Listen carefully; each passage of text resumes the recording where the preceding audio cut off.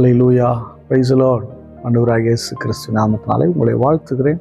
கர்த்தர் உங்களை ஆசீர்வதிப்பாராக. இன்றைய நாள் மேய்ப்பனின் சத்தம் யாத்ராமத்தின் புஸ்தகம் 25ஆம் அதிகாரம் 30ஆம் வசனத்தை நான் வாசிக்கிறேன்.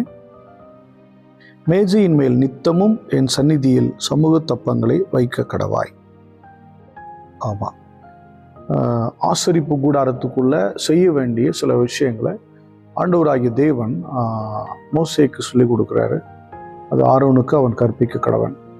என்ன சொல்றாருன்னா, மேசையில் சமூகத்தப்ப மேசை, அந்த மேசையில் அப்பங்களை வைக்கணும்.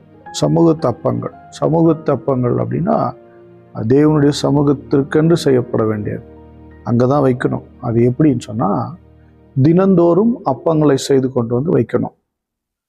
அதை எடுக்கும்போது, ஏன்னா ஒரு நாள் தான் வைக்கணும் அந்த அப்பத்தை, அங்கே அதை எடுக்கும்போது அடுத்த புதிய அப்பத்தை வைக்கணும். நீங்கள் சாமுவேலில் பார்த்தீங்கன்னா, 1 சாமுவேலில் படிச்சிங்கன்னா, தாவீது அகிமெலேக் என்கிற ஆசாரியனை போய் ஆலயத்தில் போய் பார்க்குறாரு.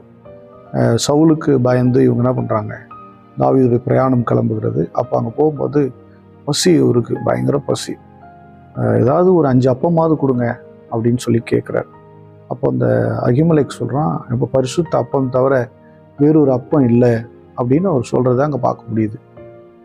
அப்போது தாவீது சொல்கிறாரு, நேற்று வச்சது தானே, இன்றைக்கி நீங்கள் புதுசாக வைக்கும்போது அது சாதாரண அப்பம் ஆயிடுச்சே அப்படின்னு சொல்லும்போது, அப்போது அந்த அப்பத்தை எடுத்து கொடுத்துட்டு அந்த சமூகத்து அப்ப மேசை மேலே புதிய அப்பத்தை அவர் வைக்கிறத அங்கே பார்க்க முடியுது. அந்த பழைய அப்பங்களை, அந்த பழைய அப்பத்தை சாப்பிட்றதுக்கு கூட என்ன சொல்கிறாருன்னா, நீங்கள் ஸ்திரீகளோடு சேராமல் இருந்தீங்கன்னா அந்த அப்பத்தை நான் கொடுக்குறேன் அப்படின்னா, தேவனுடைய பிள்ளைகள் புரிந்து கொள்ள வேண்டியது, வேதம் ஒரு அப்பமாக இருக்கிறது.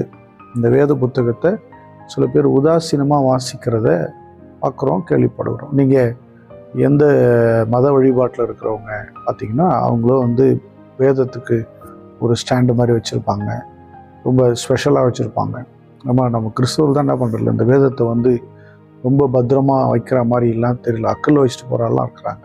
அதை தூக்கி போடுறது, உதாசீனமாக வைக்கிறது, மேலே எங்கேயோ வைக்கிறது, டஸ்ட்டுக்குள்ளே வைக்கிறது, இப்படிலாம் வைக்கிறவங்களாம் பார்க்க முடியுது. ரொம்ப உதாசீனமாக வைக்கிறவங்களாம் இருக்கிறாங்க. ரொம்ப பரிசுத்தமாக கவனிக்கப்பட வேண்டிய ஒன்று. இதை வாசிக்கும்போது நம்ம குளிச்சுட்டு நல்லபடியாக சுத்தமாக, இல்லை கை கால் மூஞ்சாவது கழுவிட்டாது என்ன பண்ணணும், அந்த வேதத்தை தொடரும். இல்லை கண்ட சிந்தையோடு கூட அந்த வேதத்தை தொடாமல் இருக்க நல்லது. இது விசேஷமானது. இது தேவ பிரசன்னம் நிறைந்தது. அல்லேலூயா. நீங்கள் பார்த்தீங்கன்னா, உபவாச நாட்களில் உபவாசம் போட்டு நீங்கள் பைபிளை படித்து பாருங்களேன்.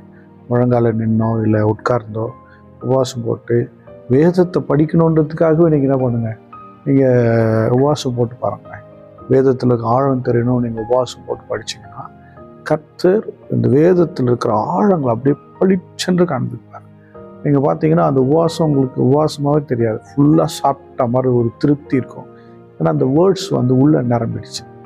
அந்த சமூகத்து அப்பம், ஏன் சமூகத்து அப்பம்னா தேவ சமூகத்து அப்பம். தேவனுடைய சமூகம் எங்கே இருக்கும்? ஆசரிப்பு கூடாரத்தில். தேவனுடைய சமூகம் எங்கே இருக்கும்? தேவனுடைய ஆலயத்தில். தேவனுடைய சமூகம் எங்கே இருக்கும்? எங்கெல்லாம் அவரை தொழுது கொள்ள அமருகிறோமோ அங்கேயே தேவனுடைய சமூகம் இருக்கும், ஆண்டவருடைய பிரசன்னம் இருக்கும். ஆமாம், அந்த அப்பங்கள் விலையேற பெற்றவைகள். என் அன்பு தேவனுடைய பிள்ளையே, இந்த வேத வசனங்கள் நமக்கு அப்பங்கள் என்று வேதம் சொல்கிறது. ஆண்டவராக இயேசு கிறிஸ்துவை சாத்தான் சோதிக்கிறான், இந்த கல்லுகளை அப்பங்களாக்கி சாப்பிடும். அவர் சொல்றாரு, மனுஷன் அப்பத்தினால் மாத்திரமல்ல தேவனுடைய வாயிலிருந்து புறப்படுகிற ஒவ்வொரு வார்த்தையினாலும் பிழைப்பான் என்று எழுதியிருக்கிறது. அப்படின்னா இந்த வேத வசனங்கள் அப்பங்களாக, என்ன அப்பம் இது? தேவ சமூகத்து அப்பங்களாக இருக்கிறது. அல்லேலூயா. இந்த தேவ சமூகத்து அப்பங்களை பரிசுத்தமாய் புசிப்போம், வாஞ்சையோடு புசிப்போம், ஆசையோடு புசிப்போம், தேவனுடைய அன்புக்குள் நிறைந்து புசிப்போம். இந்த வார்த்தைகள் நம்மை வாழ வைக்கும், இந்த அப்பங்கள் நம்மை பலப்படுத்தும், உருவாக்கும். நாம் எல்லாரும் ஸ்தோத்திரம் பண்ணுவோம். ஸ்தோத்திரம் ஆண்டவரே, உடைய சமூகத்து அப்பங்கள் இந்த வேத வசனங்கள், அதற்காக ஸ்தோத்திரம் ஸ்தோத்திரம் ஆண்டவரே. இந்த அப்பங்களை நாங்கள் புசிக்க எங்களுக்கு கிருபை தாங்கப்பா. ஸ்தோத்திரம் ஸ்தோத்திரம். அன்பின் பிதாவை உம்மை ஸ்தோத்திரிக்கிற ஆண்டவரே, வேத வசனங்கள் என்கிற இந்த அப்பத்தை புசித்து நாங்கள் பலனடைய, ஆசீர்வதிக்கப்பட, உமக்கென்று பெரிய காரியங்களை செய்ய கர்த்தரின் கிருபை தாங்க. ஆண்டவரே, இதனுடைய மகிமை நாங்கள் உணர்ந்து கொண்டவர்களாய் எங்களை வாழ செய். இயேசு கிறிஸ்துவின் நாமத்தினால் ஜெபிக்கிறேன் ஜீவனுள்ள நல்ல பிதாவே.